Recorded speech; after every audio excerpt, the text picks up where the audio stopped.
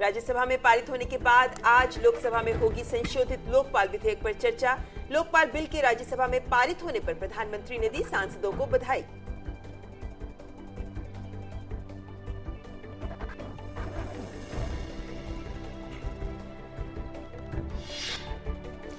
लोकपाल विधेयक पारित होने पर तमाम दलों ने जताई है खुशी। अन्ना हजारे ने लोकपाल विधेयक पारित कराने पर राज्यसभा को दिया है धन्यवाद।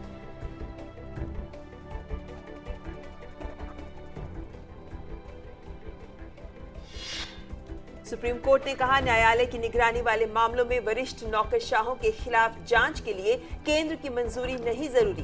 कहा, सार्वजनिक पदों के निजी लाभ के लिए दुरुपयोग की प्रवृत्ति में हुई है तेजी से बढ़ोतरी। आम आदमी पार्टी ने कहा है कि दिल्ली में सरकार गठन के मामले पर जनता की राय के बाद ही होगा कोई फैसला। पार्टी के संयोजक अरविंद केजरीवाल ने कहा है कि जनता की राय के बाद सोमवार को करेंगे रुख साफ।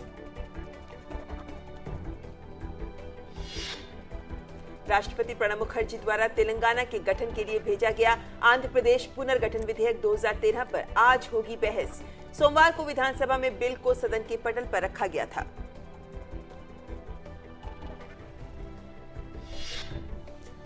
चीनी मिलों को संकट से निकालने के उपायों पर कृषि मंत्री शरद पवार के नेतृत्व में मंत्री समूह की बैठक होगी आज। नकदी संकट से जूझ रहे चीनी उद्योग को आगे और सहायता देने पर किया जाएगा विचार।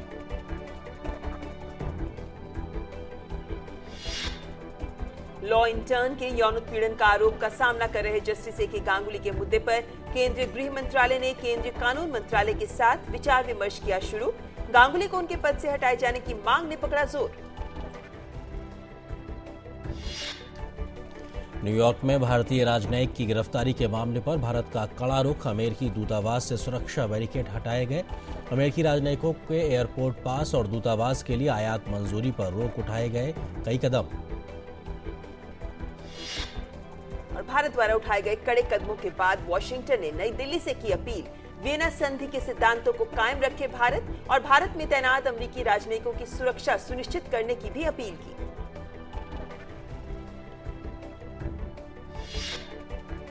रिजर्व बैंक आज करेगा अपनी मध्य तिमाही मौद्रिक समीक्षा जारी। खुदरा और थोक महंगाई दर के ऊंचे स्तर को देखते हुए ब्याज दरों पर है सबकी नजरें।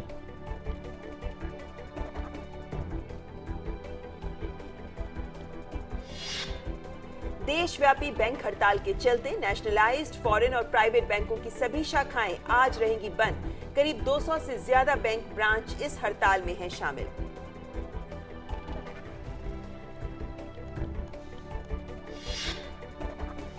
राजधानी दिल्ली समेत उत्तर भारत का बड़ा हिस्सा घने कोहरे की चपेट में। कोहरे के कारण सड़क, रेल और हवाई यातायात बुरी तरीके से हो रहा है प्रभावित।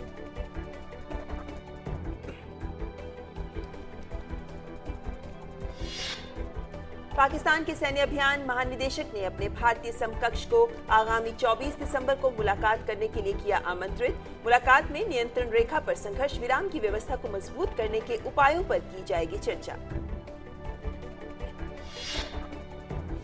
बांग्लादेश ने पाकिस्तानी उच्चायुक्त को किया तलब। पाकिस्तान की संसद में जमात इस्लामी के नेता को युद्ध अपराध के मामले में फांसी देने पर चिंता जताने पर जताया था विरोध।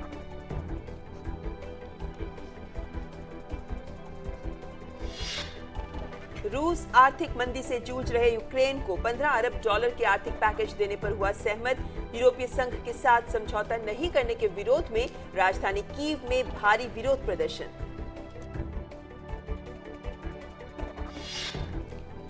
एंजेला मर्केल ने तीसरे कार्यकाल के लिए जर्मन चांसलर के रूप में शपथ ली है। मर्केल ने जनता को समर्थन के लिए दिया है धन्यवाद।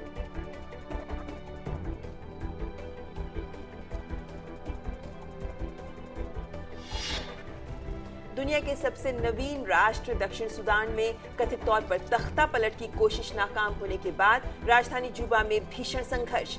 हिंसा में अब तक 26 लोगों की मौत।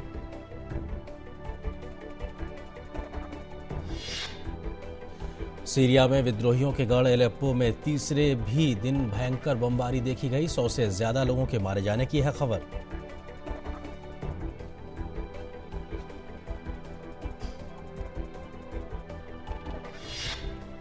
पाकिस्तान के रावलपिंडी में हुए बम विस्फोट में 3 लोगों की मौत, 14 लोग घायल।